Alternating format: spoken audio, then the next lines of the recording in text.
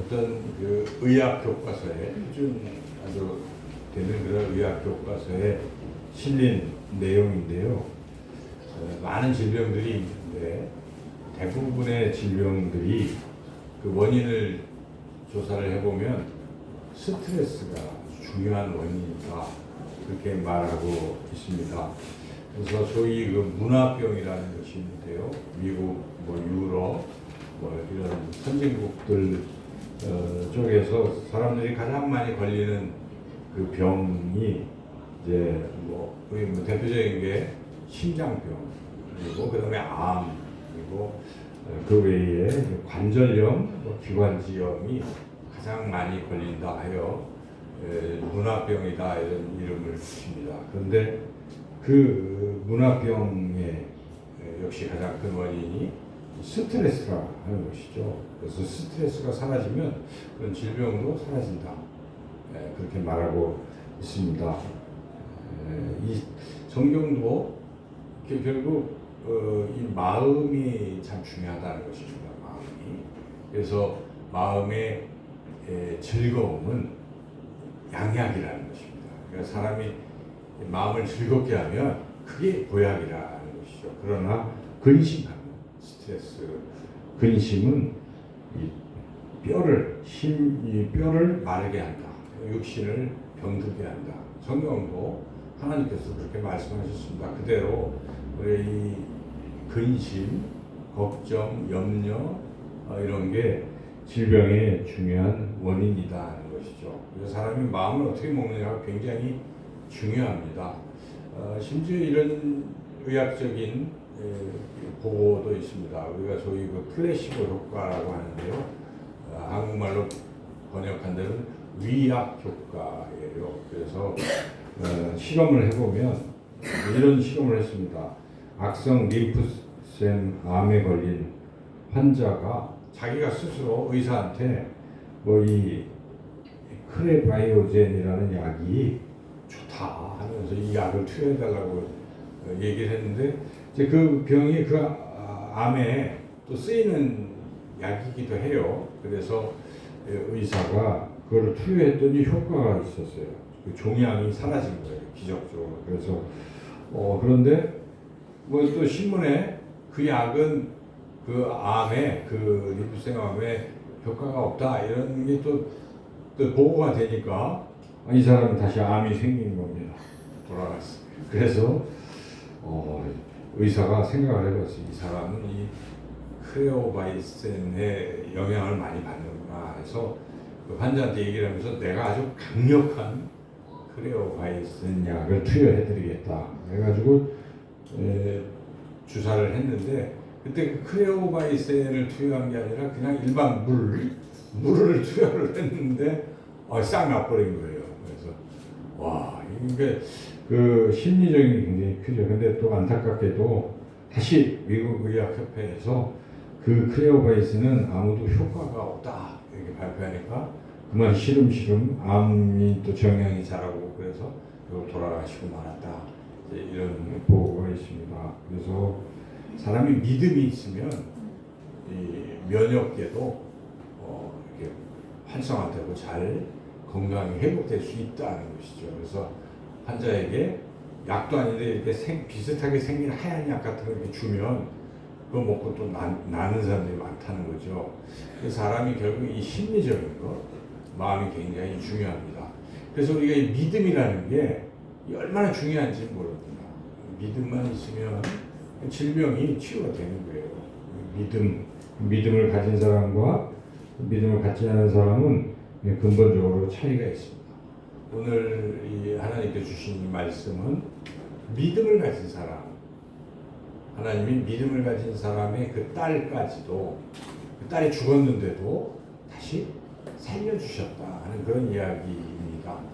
중간에 이제 말씀을 안 읽고 앞뒤만 이렇게 읽었는데 그 중간에 또 다른 얘기가 있어요. 우리가 잘 아는 12년 동안 혈루증을 앓던 한 여인이 세상에 좋다는 의사들 다 만나봤지만 불치병으로 판정을 받아서 피가 마르지 않는 그 혈루증으로 12년 동안 고통을 받다가 예수님을 만난 거예요. 그런데 저 예수님이라고 한다면 내 병을 고쳐주실 것이라는 믿음이 있었어요. 그래서 그냥 예수님 뒤에 가서 옷을 만졌는데 나은 거예요.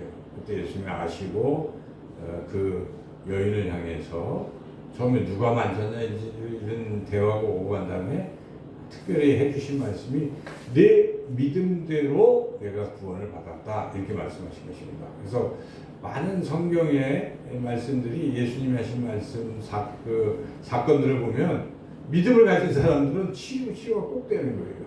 항상 예수님이 네 믿음대로 네가 나음을 받을지어다 이렇게 말씀하신 거 보면 믿음은 굉장히 중요합니다. 우리 질병의 치유에 굉장히 중요할 뿐만 아니라 믿음은 또한 우리의 문제를 해결하는 열쇠가 되기도 합니다. 그래서 오늘 이 말씀을 통해서 우리가 과연 어떤 믿음을 가져야 우리 문제가 해결이 되고 또 질병도 치유를 받을 수 있을까 오늘 말씀을 우리가 깊이 생각해 보면서 함께 은혜를 나누고자 합니다. 첫 번째는 우리 주님 원하시는 믿음이 우리가 있어야 되는데 그 원하시는 믿음은 우리 예수님께 어떤 문제를 들고 갈 수 있는 그런 믿음이라는 것입니다. 오늘 본문의 22절, 23절 말씀을 함께 읽어보겠습니다.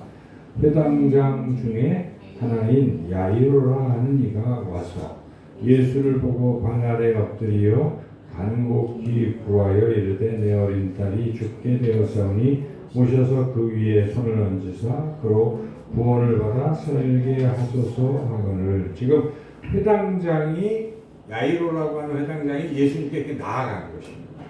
자기 딸이 지금 거의 죽게 생겨가지고 이 문제를 들고 주님 앞에 나아간 거예요.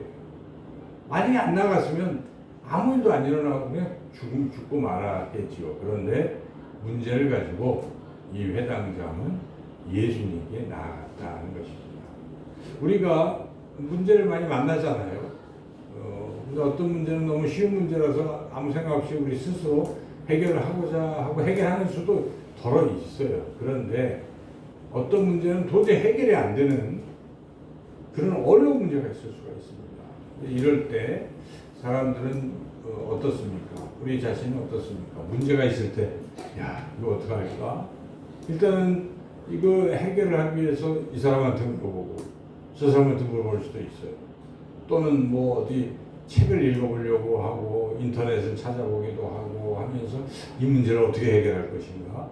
궁리를 할 수가 있어요. 그런데, 그렇게 해서 뭐 도로 해결될 수도 있지만, 해결이 안 되는 경우가 많습니다. 해결할 수가 없는 경우도 그런 문제도 있다는 것입니다. 그럴 때 우리 믿음의 사람들, 그리스도인들은 문제가 일단 있으면 이 문제를 들고 하나님 앞에 나아가야 될 줄로 믿습니다. 그럴 때 해결이 시작이 되는 것입니다. 나아가지 아니하고서는 문제는 해결이 안 됩니다. 그래서 모든 문제가 있으면 맨 먼저 하나님 앞에 이 문제를 열고 문제를 하나님 앞에 드리고 맡기고 그렇게 우리가 출발하시기를 주님의 이름으로 축원합니다. 두 번째로 그 다음에 우리가 문제를 들고 나가서 어때야 되는가? 회당장 야이로의 태도를 보면 일단 체면도 버릴 수 있어야 되는 믿음이 되어야 한다 하는 것이죠.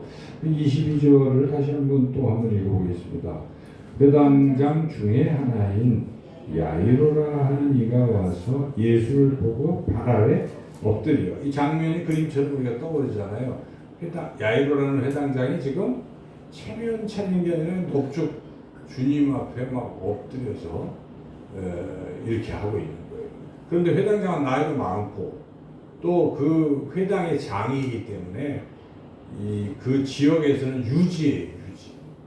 그렇죠? 명예도 있고. 그런데 지금 새파랗게 젊은, 예수님은 30살 조금 넘은 정도밖에 안 되잖아요. 근데 새파랗게 젊은 좀 남루한 차림의 그 젊은이에게 가서 그렇게 엎드려 있는 모습을 우리가 상상한다면 이 회당장은 자기 체면 이런 거 따지고 있는 게 아니에요. 그 체면도 던져버리고 지금 문제를 해결해야 된다 하는 이러한 절박한 그런 상황에 체면도 떨쳐버릴 수 있어야 된다는 것이죠. 그래서 우리가 기도할 때 체면 차리는 경우가 많잖아요. 기도할 때도 그냥 형식적인 기도, 문제는 정말 절박한데도 형식적인 기도만 드리고 있다면 안 돼요. 자, 지금 물에 빠졌어요. 그런데 난 체통상 내가 어떻게 막 살려달라고 할 수 있나? 그럼 죽는 겁니다. 그죠? 살아야 되잖아요. 체면이고 뭐고 살려달라고 소리를 고래고래 지르고 막 이렇게 해야 살 수 있는 것입니다. 우리가 체면 차려서는 해결이 안 되는 것입니다. 하나님 앞에 어린 아이와 같이 체면 부르고 주여 하고, 여러분 그렇게 기도해 본 적이 있습니까? 이 문제가 너무나 심각해요. 절박해요.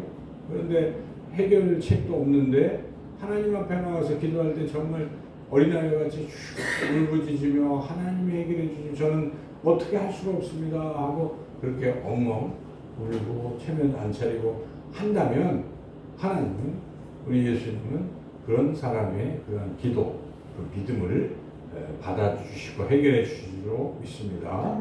여러분 우리 인생 가운데 과연 내가 그런 적이 있었는가? 체면도 버리고 하나님 앞에 나아가 본 적이 있는가? 그런 믿음을 하나님이 높이 사신다는 것입니다. 성경에는 체면도 버리는 이야기들이 참 많아요. 수로보니게 여인 이야기를 잘 아실 것입니다. 수로보니게 여인이 자기 딸이 귀신이 들려가지고 이런 상황인데, 수로보니게라고 한다면 이것은 이스라엘이 아니에요. 이방 지역이에요. 그런데 마침 예수님이 오셔가지고 나아갔습니다. 그래서 살려달라고, 자기 딸 고쳐달라고 그랬더니 예수님이 뜻밖의 말씀을 하십니다. 그 여인의 믿음을 시험하고자 나는 이스라엘에만 왔지 이방 쪽은 아니다, 이렇게 말씀하시고 나는 개들에게 떡을 주지 않는다. 그러니까 마치 개로 비유한 것이죠. 이렇게 모욕적인 말씀까지 하시면서 이 수로보니게 여인에게 그렇게 말씀을 던졌을 때 이 수로보니게 여인이 기분 나빠하거나 또는 무슨 채통을 생각하거나 이래가지고 그냥 갔으면 아무 일도 없었을 텐데 이런 말 하잖아요. 예수님께 아니 개들도 상에 부스러기는 먹지 않습니까? 부스러기의 은혜라도 저에게 베풀어 주십시오 하고 또 계속 매달렸을 때 그 믿음을 보시고 그 시로 딸의 귀신이 나가고 질병이 치유된 것입니다. 그래서 주님이 항상 보시는 거예요. 우리의 믿음을 보고 계십니다. 그 믿음이 체면 때문에 형식적인 이런 믿음이 아니라 그런 것을 다 떨쳐버릴 수 있다면 주님은 그것을 귀하게 받으신다는 것입니다.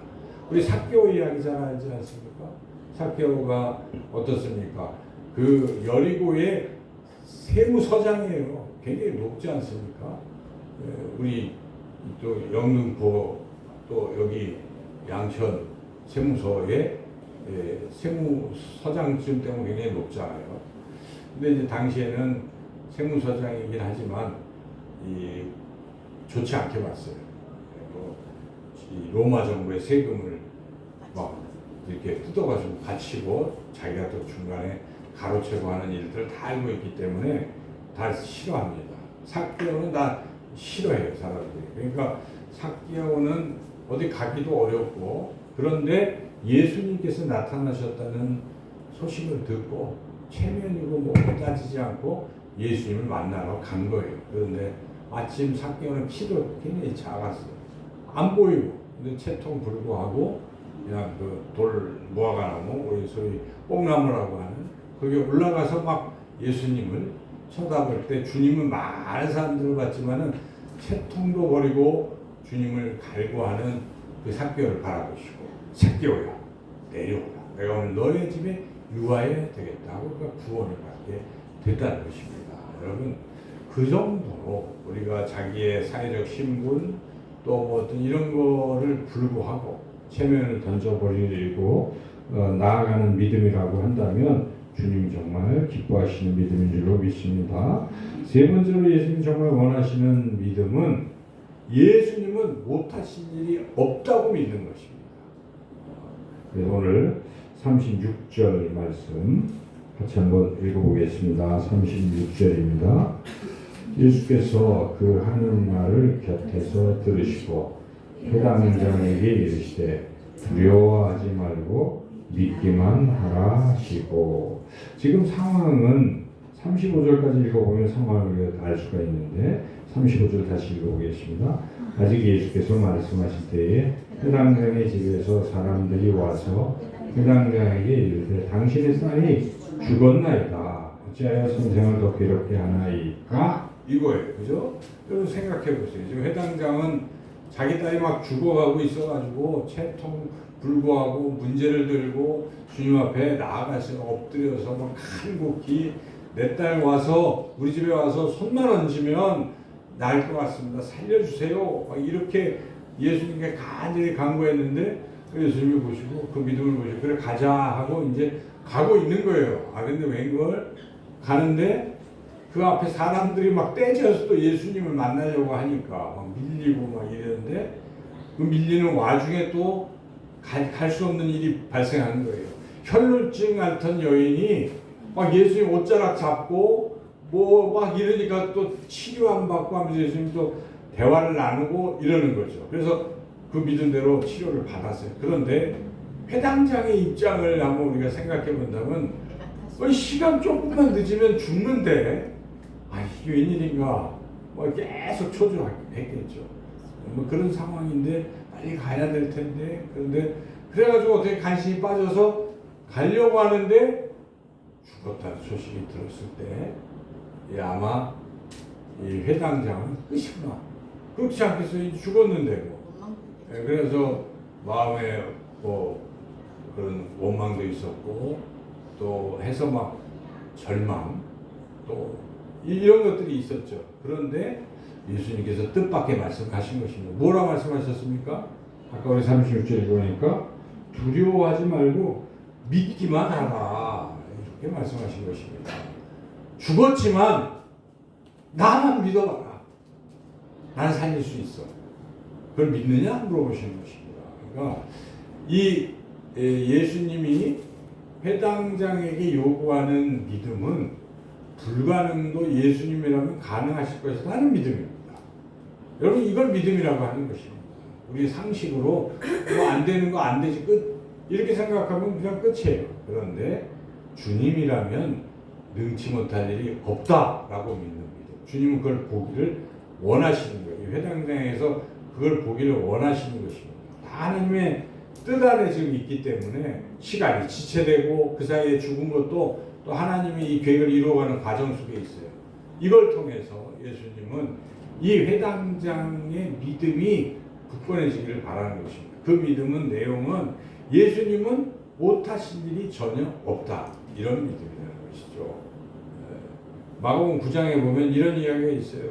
예수님이 변화산에 이렇게 서 막 변화되시고 그러는데 내려가시는데 밑에서 무슨 일이 있었습니까?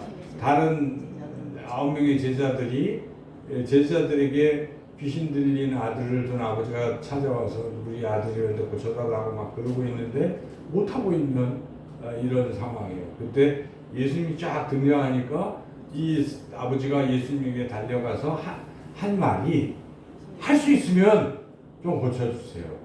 할 수 있으면이라는 그런 단서를 붙인 거예요.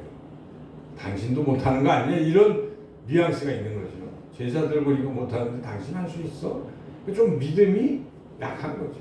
할 수 있거든, 할 수 있으면 해달라고 할 때 예수님이 아주 야단치듯이 하신 말씀이 무엇인가? 할 수 있거든이 무슨 말이냐? 믿는 자에게는 늙지 못한 일이 없느니라 라고 주님 분명히 말씀하신 거죠. 그렇습니다, 여러분. 주님이 보기를 원하시는 것은 예수님이라면 불가능도 가능으로 만드시는 분이시다 하는 믿음을 우리에게 원하신다는 것입니다. 여러분 그것을 믿습니까? 예수님을 잘 생각해 보세요. 어떤 분이십니까? 예수님은 하나님이십니다. 우주 만물을 만드신 전능하신 분이시기 때문에 예수님이 못하신 일은 없습니다. 예수님은 물 위를 걷기도 하시고 사나운 갈릴리 바다의 광풍도 잠잠하라 하니까 그 광풍도 순종했던 것이죠. 그와 같은 전능하신 분이시다는 걸 우리 항상 믿어요. 내가 나를 사랑하시고 내 안에 계신 예수님은 전능하신 분이시다. 그래서 우리가 그 예수님을 믿으면 믿음의 크기만큼 우리 인생의 기적과 역사는 그 크기만큼 일어나는 것입니다. 우리가 얼만큼 믿느냐에 달려 있는 것이죠. 그래서 우리가 그런 믿음을 달라고 항상 기도해야 돼요. 하나님, 저의 믿음은 겨자씨가밖에 안 돼요. 작습니다. 하나님, 이 산들을 보고 들려서 저 산으로 빠지라면 빠질 수 있을 만큼 그러한 믿음을 저에게 주십시오 하고 항상 우리가 믿음을 위해서 기도해야 돼요. 하나님, 저의 믿음을 크게 해주세요. 예수님은 무엇이든지 하실 수 있음을 믿는 그런 믿음을 달라고 우리가 함께 기도해야 될 줄로 믿습니다. 그 믿음을 주님 높이 사시고 드디어 이제 같이 가게 되었다 하는 것입니다. 마지막으로 우리 예수님이 원하시는 믿음은 계속 믿는 믿음, 계속해서 믿는 믿음이라는 것이죠. 사실 이 36절 다시는 안 읽겠지만은 여기에 믿기만 하라라는 내용을 잘 그 원어로 보면 피스튜에, 그래서 이것은 현재 명령형이에요. 믿으라, 믿기만 하라 하는 명령형인데 이 헬라어에서 현재형은 진행형하고 똑같아요. 계속되는 걸 말하는 거예요. 과거형은 한번 일어나는 걸로 끝났다는 뜻입니다. 이미 끝났다. 그런데 현재형은 계속 지속되고 있다는 것을 강조하고 있는 것이기 때문에 믿기만 하라는 것이 한 번 믿고 끝이 아니라 계속해서 믿어라. 왜 지금 주님이 그 말씀 하셨냐면 너 믿음 훌륭해. 왜냐하면 처음에 아까 제가 말씀드렸듯이 이 회당장의 믿음은 문제가 있으면 주님께 들고 나갔던 믿음 아닙니까? 훌륭한 믿음이에요. 그리고 체면 버리고 하는 그런 믿음이에요. 그리고 죽은 자도 살릴 수 있는 그런 것을 믿는 믿음인데 지금 앞에서 그렇게 쭉 믿었는데 네가 지금 죽었다는 소리를 듣고 두려워하고 절망에 빠져 있지만 아니다. 그 믿음을 계속해라 하는 것입니다. 포기하지 말라는 뜻이 담겨 있어요. 그래서 계속 믿어라. 근데 이게 사실 쉽지 않아요. 우리도 막 기도하잖아요. 문제를 놓고 막 기도하고 체면 불구하고 막 부르짖어 기도했는데 웬걸 상황이 그렇게 안 되잖아요. 그럴 때 대부분의 사람들은 딱 접어요. 이제 끝 하고 그런데 한 번 더 하는 거예요. 그래도 하나님을 믿고 포기하지 않고 그 믿음을 계속 진행시켜 보면 기적이 일어난다는 것입니다. 그래서 믿기만 하라. 이제 지금 죽었다고 너는 생각하고 있지만 따라와 봐라 하고 이제 제자들 3명하고 그 부모하고 같이 그 죽은 딸 그 방으로 들어간 거예요. 들어가서 예수님이 이렇게 딱 손을 잡고 달리다굼 하면서 소녀야 일어나라 할 때 그가 일어났던 것이죠. 이 회당장은 그때까지 계속 따라가고 있잖아요. 회당장에게 필요한 것은 무엇입니까? 중간에도 미쳤나니 죽었는데 지금 뭐 하는 거야? 하고 거기는 주변에 있는 사람들은 다 비웃고 있잖아요. 잔다 그랬더니 미쳤구나 막 이러고 있는데 그 소리를 다 들으면서도 회당장은 뭐 하고 있습니까? 따라가는 거예요. 여러분, 이걸 믿음이라고 하는 것입니다. 상황이 어렵고 힘들어도 주님이라면 결국은 하실 분이기 때문에 내가 끝까지 한번 가보자. 우리는 이 참된 제자교회의 이런 부흥을 위해서 여러분들 그런 기도를 하면서도 실망하잖아요. 우리가 전도잔치, 뭐 추첨잔치 하면 또 한 명도 안 오고 이번에도 아무도 안 와. 뭐 등등의 실망들이 있을 수 있을지 몰라요. 그러나 포기하면 안 돼요. 죽을 때가 때를 얻거나 못 얻거나 항상 전도인의 직무를 다하라는 사도 바울의 그런 말씀처럼 우리는 항상 끝까지 포기하지 않고 끝까지 가는 겁니다. 저는 기적과 모든 이런 부흥은 하나님이 하신다고 믿습니다. 우리가 하는 게 아니잖아요. 우리가 할 일을 포기하지 않는 거예요. 믿는 거예요. 그래서 그냥 할 수 있는 최선을 다해서 그냥 갈 때까지 가는 거예요. 그럼 하나님이 하시는 것이고 그때는 하나님이 하실 것이고 그래서 우리에게 필요한 주님이 요구하시는 믿음은 끝까지 계속 포기하지 않는 그런 믿음이다. 오늘 말씀을 통해서 예수님이 우리에게 어떤 믿음을 원하시는가, 회당장 야이로에게 무엇을 원하셨는가 우리가 살펴봤습니다. 첫째는 문제가 있으면 무조건 주님께로 나아가는 그런 믿음을 가지시기를 축원합니다. 그리고 이 문제를 해결하기 위해서 나의 어떤 형식적이고 체면이고 뭐 이런 거 우리가 다 버리고 그냥 주님께 나아갈 수 있는 믿음 되시기를 축원합니다. 그리고 주님이라면 못하신 일이 전혀 없다는 그런 우리 절대적인 믿음을 가지고 나아가며 설령 결과가 당장 좋지 않게 보일지라도 포기하지 않고 끝까지 나아갈 때 하나님의 놀라운 역사를 우리 모두 체험할 줄로 믿습니다. 하나님 감사합니다. 오늘 해당장 야이로를 통해서 주신 귀한 믿음의 본을 우리가 간직하고 한 주간도 또 우리 삶 가운데 하나님의 놀라운 기적을 경험하는 우리가 되게 하여 주옵소서. 예수님의 이름으로 기도드리옵나이다. 아멘.